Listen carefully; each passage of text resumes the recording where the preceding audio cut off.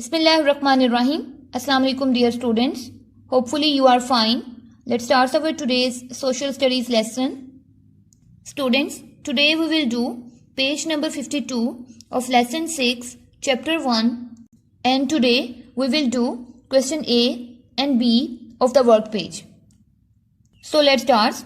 Question A is, look in the dictionary or encyclopedia and find out more about these things. Here you can see some of the words are given and we have to write down the meaning of these words.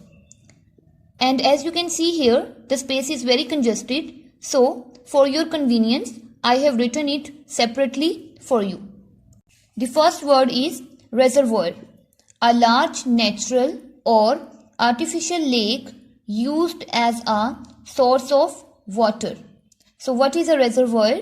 It is a large, natural or man-made lake that is used as a source of water or for collecting water.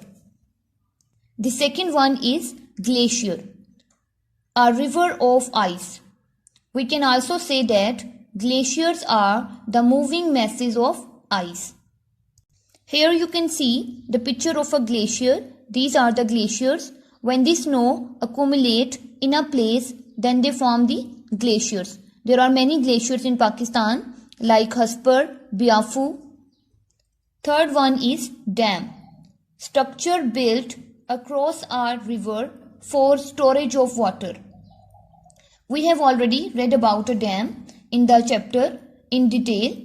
So what is a dam? It is a large structure that is built on the mouth of the river and it is used for the storage of water. But dam is a multi-purpose. It is used for many purposes, like it is used for the generation of electricity, irrigation and so on. This is the picture of a dam. There are many dams in Pakistan like the Tarbela Dam, Mangla Dam and so on. Next one is barrage, a barrier across a river. So what is a barrage? It is a barrier that is built across a river and it is particularly used for irrigation. So here is the picture of Sakhar Barrage of Pakistan.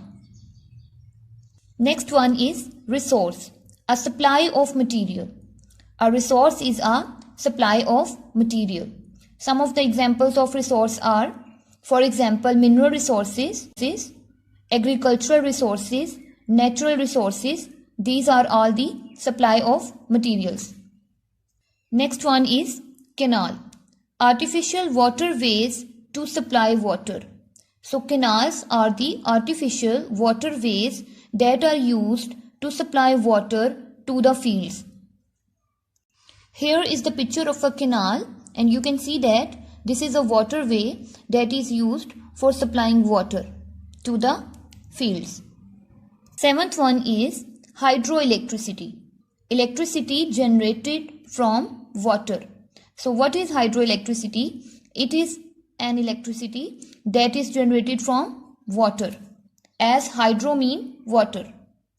Here you can see the picture of a hydroelectric power plant in which electricity is generated from water.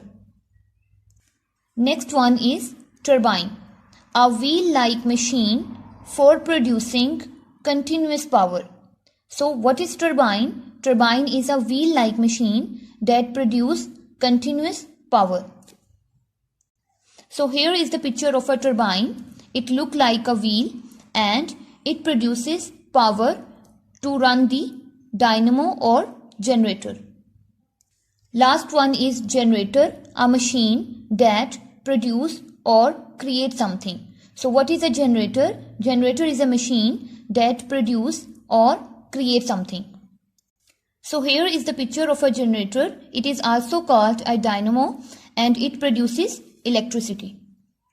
Moving towards the next question. Question B is, label the diagram. Here you can see the diagram of water cycle is given and we have to label this diagram. So let's start. We will start from here. This is a sea. So write down sea here.